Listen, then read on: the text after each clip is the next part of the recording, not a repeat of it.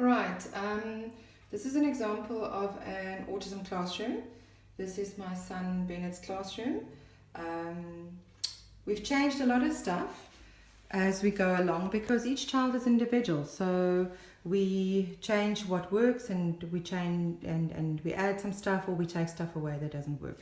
Let me just quickly take you through the classroom. As you can see, the color of the walls, it's like a light grayish color, not too bright and disturbing visually.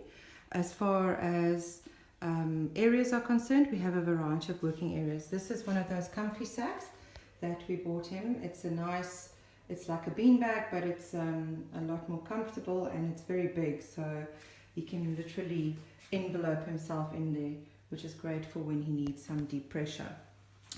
This is our working station.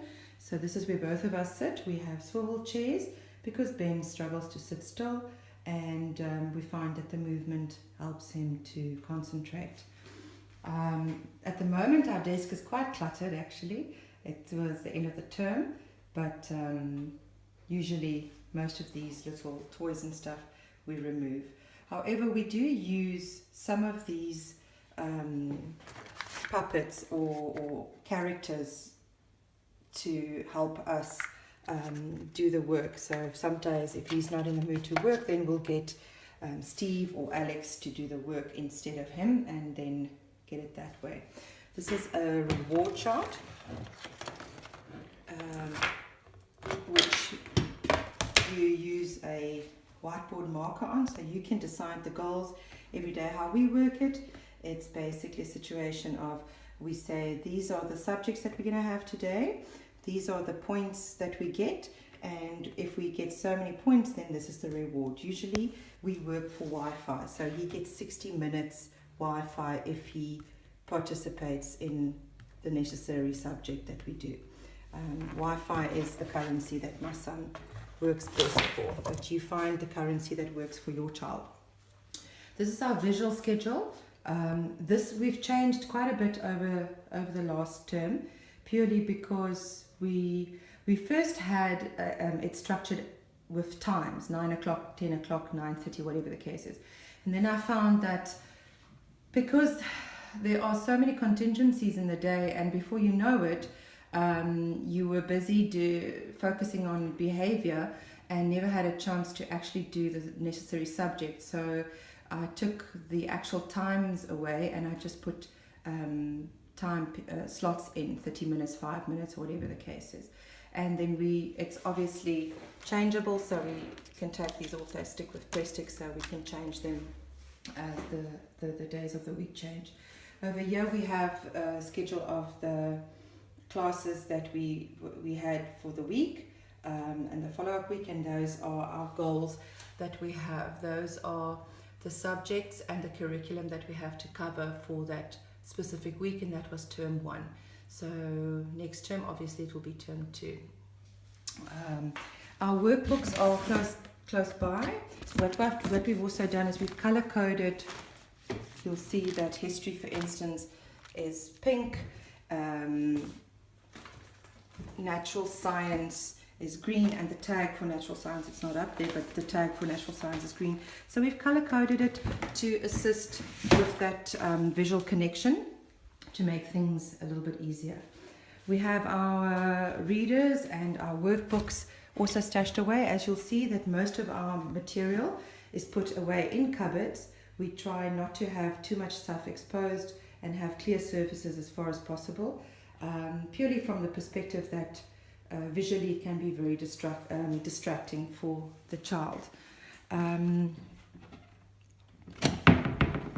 These are examples of books that are purchased from America. It's called, the range is called Spectrum, and it basically is a module that was formulated for children on the spectrum. So how it works is, it is a workbook where the child actually does the work in the book. So there's no copying from one book to a workbook. So the work is done inside the book, and it also has all the answer sheets in the back. I find that the languages and the math is very much on par with South African curriculum. I found that the sciences, they focus a lot more on the theory of science, and obviously the social sciences, history and that type of thing, they obviously focus on American history. So, but the books that I found extremely helpful, language arts, vocabulary, and then test practice. These are basically language and comprehension and test practice. There's also a complete book on comprehension as well. But the range of books are quite impressive. So that's definitely a resource that can be looked at. As far as light is concerned, we obviously have a bit of a spotlight there, and then we have light on the actual desk. We have blinds, so if there's a day where Ben needs to reduce some of the input, then or if he's having a meltdown or if he's feeling overwhelmed, we close the shutters and it gets quite dark in here. Our computer, all our handbooks are on our computer. We've got an ebooks system that we downloaded and purchased all the curriculum's books, so we use it from that perspective, and it's purely just because to buy handbooks for each subject year in, year out, it becomes a bit of a waste. So the nice thing about the ebooks is you buy the license for the year. This is our cupboard, but it also doubles as Bennett's calm down area. And people might think this is a bit cruel, but he chose this. On one of the first days that we had some anxiety, he went and climbed into the cupboard. And what we've got here is we've got a nice duvet and a pillow, and we also have, he's taken his flashlight out. He has a flashlight in here as well that he uses, and there's a mirror so that he can actually look at himself and see the expressions and the emotions that he's experiencing. There's also a chart in there to help him, just to remind him what to do when he does get upset and so on. Funny thing is, he loves getting into the cupboard when he starts feeling overwhelmed. We have a small kitchenette, which I know is a wonderful plus, and it's not always possible for classrooms to have a little kitchenette, but he tends to use eating as a distraction to get out of class. So with the kitchen being in the classroom, there's not a problem. He can carry on with his work while I prepare him a sandwich or whatever it is that he needs. We've got a wash-up area. So these also help very much with teaching him life skills like cleaning up after yourself, basic cooking skills and so on. Outside, there's a little garden, and that also leads to his trampoline where he can go and jump when he feels the need. We also have a bathroom in the classroom, and obviously the benefit of that is simply that, again, he cannot use going to the bathroom as a way of getting out of work and avoiding demands.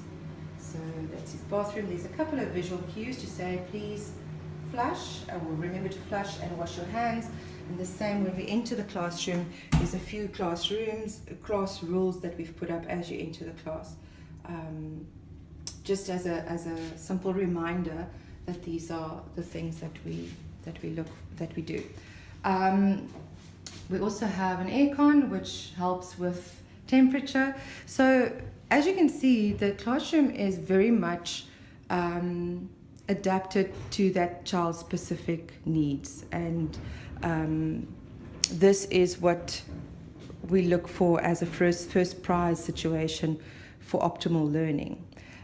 We have timers that we use. We have an electronic timer over there because Ben needs to be counted down, and he needs to be reminded, because his concept of time, his 5 minutes and my 5 minutes are usually very much different.